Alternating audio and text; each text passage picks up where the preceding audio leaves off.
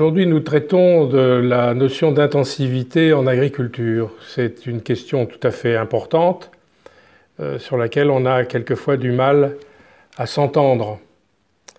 Le terme d'agriculture écologiquement intensive, qui utilise ce mot d'intensivité, existe depuis 2007.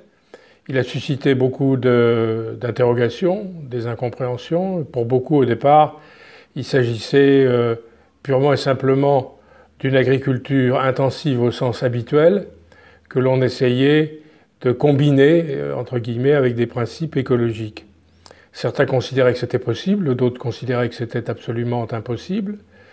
Nous allons démontrer que, en fait, il suffit de s'entendre sur les principes, sur les mots qui ont un sens polysémique, c'est-à-dire plusieurs sens à la fois. Donc nous allons essayer d'y voir un peu plus clair. Si l'on se réfère à la littérature technique, on parle par exemple d'agriculture intensive en main-d'œuvre, d'agriculture intensive en capital, d'agriculture intensive en produits chimiques, mais rarement d'intensive en écologie ou en fonctionnalité. On devrait pourtant, dans le même ordre d'idées, dire que l'agriculture qui est pratiquée par exemple, des petits paysanats des pays en développement est une agriculture qui est aussi intensive, mais elle est intensive en main-d'œuvre, intensive en fonctionnalité écologique. Ce qui veut dire que le mot intensif n'est pas synonyme d'agriculture chimique ou hyper mécanisée. Dès lors, pourquoi est-ce que l'agriculture ne serait-elle pas intensive en écologie, c'est-à-dire en intrants naturels, par exemple, ou en raisonnement écologique? Rien n'empêche de le faire. Par exemple, on pourrait dire que l'agriculture qui utilise intensivement la biologie du sol est intensive en biologie, qui utilise intensivement les auxiliaires est intensive en auxiliaires. Il nous faut donc explorer cette notion d'intensivité pour qu'il n'y ait pas de confusion entre l'écologie et la chimie.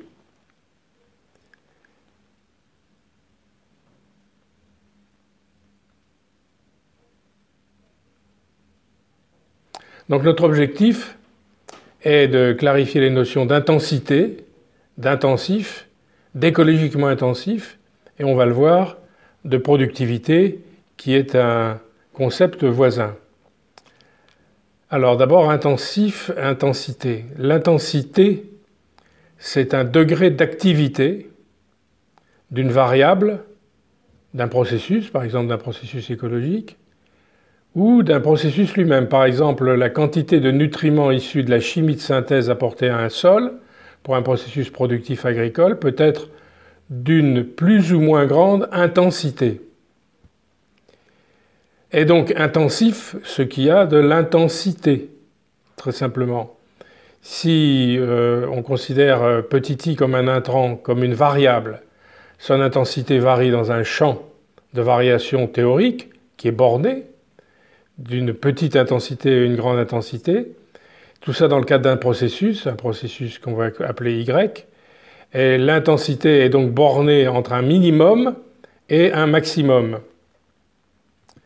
En écologie, donc en agriculture, si on respecte cette définition, une variable intensive est une variable qui a un haut degré d'activité.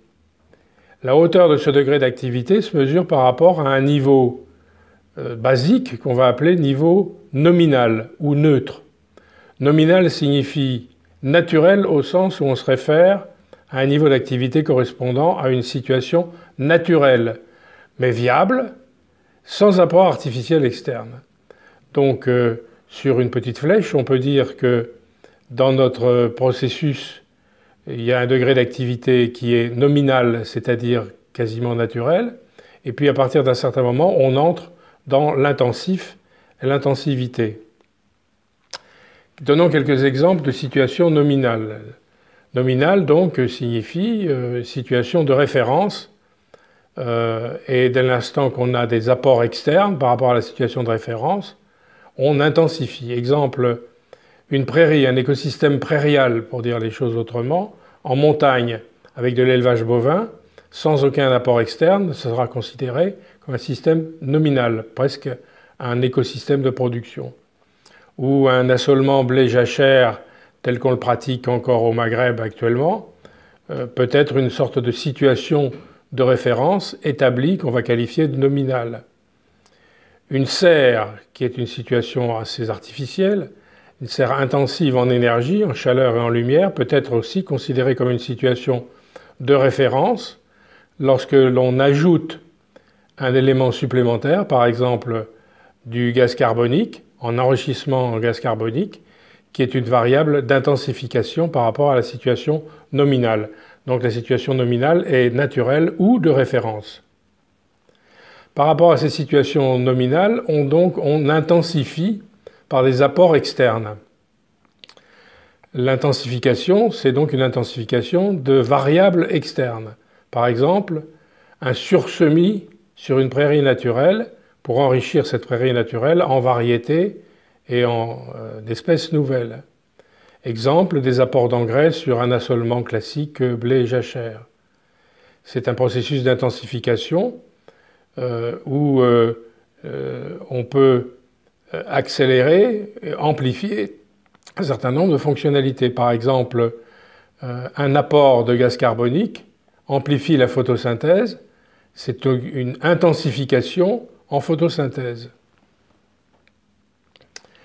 Donc une variable qui est utilisée intensivement, c'est une variable entrante, petit i par exemple, qui est bornée, qui est représentée ici par l'ensemble des situations possibles du minimum à un maximum, dans un processus de fonctionnement y, qui a donc un minimum et un maximum dépendant de i, avec une situation nominale de la variable i et situation nominale du processus de fonctionnement y.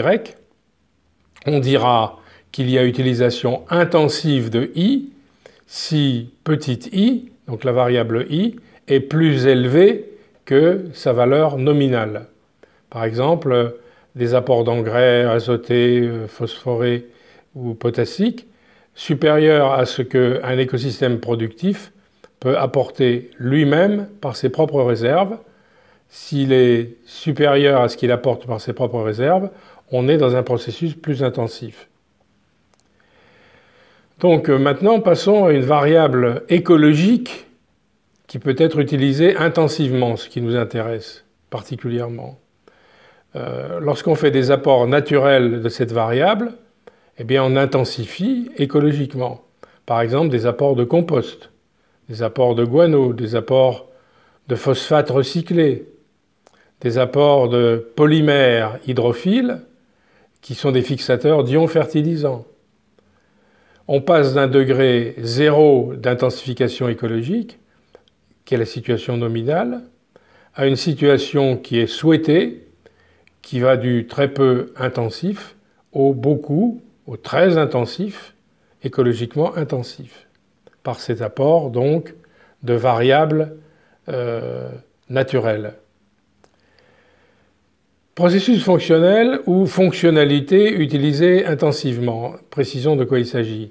Si dans un écosystème productif donné, on a un ou plusieurs processus groupés dans une seule fonctionnalité, alors avec une situation nominale initiale, on peut utiliser cette fonctionnalité de façon plus intensive si le niveau de cette fonctionnalité en utilisant des processus naturels est plus élevé que la fonctionnalité naturelle. Exemple, la photosynthèse peut être intensifiée par de la lumière artificielle, ça reste de la photosynthèse. Alors on dépasse le niveau de la photosynthèse naturelle et on entre dans une photosynthèse amplifiée, artificielle et donc intensifiée. On apporte donc des éléments écologiques en complément et qui permettent de, au fond, on pourrait dire, de doper une fonctionnalité ou éventuellement de la faire émerger. Par exemple, dans une culture de maïs associée à une légumineuse, on a un apport d'azote qui est dû à la fonctionnalité légumineuse. Si la situation nominale correspondait au même cas du maïs, mais en sol nu, la fonctionnalité légumineuse apparaît bien comme dans ce cas-là ayant une valeur nulle parce qu'elle n'existe pas. Et à partir du moment où on introduit la légumineuse, on a une intensification écologique qui est supérieure à la situation de référence. Donc l'intensification, c'est donc l'augmentation du fonctionnement de l'écosystème productif par des apports externes ou des éléments activant des fonctionnalités ou encore en faisant émerger des fonctionnalités nouvelles. Mais le concept d'intensif peut aussi être élargi et prendre d'autres sens. C'est là où ça devient un petit peu plus compliqué. Voyons maintenant comment est-ce qu'on utilise le terme de prélèvement avec la notion d'intensivité. On parle quelquefois de prélèvement intensif. En foresterie, en pêche, en chasse, en pâturage, on sent bien qu'on prélève trop. Mais comment le définir concrètement? Eh bien, soit un écosystème donné, un écosystème productif E, si on prélève une quantité d'un élément de cet écosystème, donc une des variables petit e, on peut rencontrer une situation singulière qui est une limite inférieure de renouvellement. Donc, tout écosystème connaît une limite inférieure de renouvellement. Si un des éléments petit e est supérieur à cette limite de renouvellement, le système se renouvelle, ce qui est une bonne chose. Si on prélève trop d'un élément de système et qu'on passe en dessous du caractère de renouvellement, eh bien, le système ne se renouvelle pas, lentement, et il peut arriver un moment où on atteint une valeur d'effondrement. Donc, pour un système, un écosystème E, si le prélèvement de la variable petit e se situe entre la valeur de renouvellement et la valeur d'effondrement, on peut convenir que cet ensemble de situations caractérise un prélèvement intensif. Il y a aussi une autre manière d'utiliser le mot intensif qui est un concept de taille d'exploitation agricole. C'est une autre acception du terme. Dans le langage courant, ce qui est intensif, c'est ce qui fait produire beaucoup à une terre relativement peu étendue. C'est la définition du dictionnaire Quillet. On introduit donc dans la définition une notion de substrat, la surface du sol, que l'on met en rapport avec la production. On peut représenter cela d'une manière graphique. C'est un autre sens encore de la notion d'intensif, on le voit bien, que de mettre en rapport la production par rapport au substrat. Si on reprend notre terminologie habituelle, une situation neutre ou nominale, on a un certain substrat, une surface d'exploitation ou de parcelle, et qui donne un certain niveau de production. La situation intensive, dans le sens qui est ici donné, c'est une production où le substrat est petit, petite exploitation agricole, petite parcelle, et la production est intensive quand il faut apporter des intrants pour obtenir la même production qui est souhaitable par rapport à la situation neutre. Elle est supérieure à la production nominale, celle de l'écosystème de référence.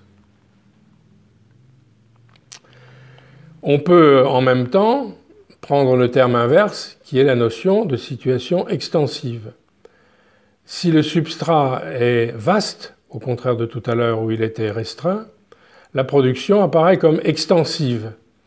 Elle peut être égale ou inférieure à la production nominale.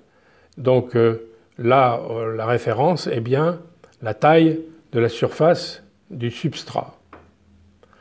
En conséquence, dans le langage courant, on assimile donc la faible surface associée à des hauts rendements par unité de surface à une utilisation intensive de l'espace et donc à l'utilisation intensive d'intrants chimiques fatalement. On le dit surtout pour les grandes cultures, on le dit aussi pour le maraîchage, pour le jardinage, parce que ce sont des situations de petites surfaces, de petits substrats en termes d'espace, mais on n'utilise pas toujours des techniques chimiques intensives, donc il faut faire attention à l'usage simultané des deux termes, le terme intensivité en raison de la petitesse du substrat et intensivité en intrants, par exemple en intrants chimiques. Quelques exemples d'agriculture extensive, par exemple ici en Australie, ou l'agriculture intensive avec de l'irrigation à haute densité. Alors si on prend un petit schéma résumant, la production intensive et extensive en référence à la surface du substrat, on met dans un sens la production, dans l'autre la quantité de substrat, et on définit par une ligne rouge la différence entre les deux, entre la situation qui va vers du plus intensif et la situation qui va vers du plus extensif. Pour une surface donnée, on peut donc choisir le niveau d'intensification selon le niveau de production souhaité. Ce qui détermine le choix d'intensification en intrants, en facteur de production, c'est cette courbe célèbre où le rendement évolue en fonction de la quantité d'intrants. D'abord, il évolue plus dans le sens où l'accroissement de la quantité d'intrants accroît le rendement par unité de surface, et puis une stabilisation et des risques d'effondrement, de toxicité.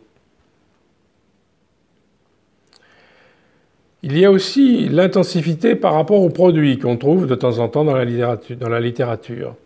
Si on a un processus productif Y avec des intrants I qui sont bornés en quantité et un produit P avec bien sûr des produits qui font une production qui va de P1 à Pn, l'intensivité peut aussi être une intensivité en intrants par rapport aux extrants.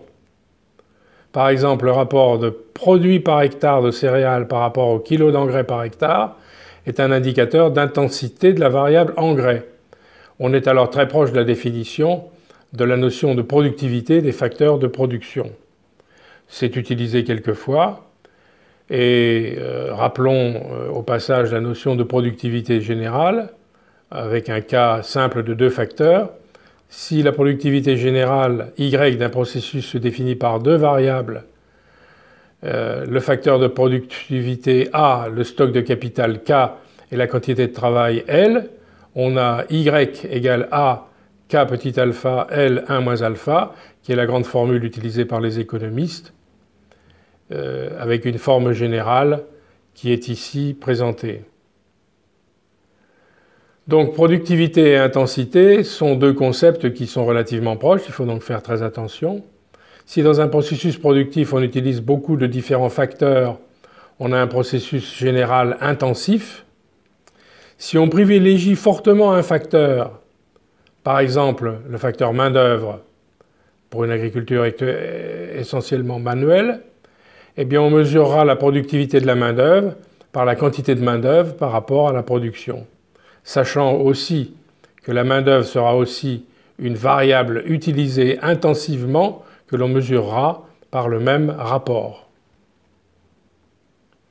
Que faut-il donc retenir de ce terme intensif qui, comme on le voit, est quelque chose de beaucoup plus compliqué que ce que l'on pouvait imaginer initialement?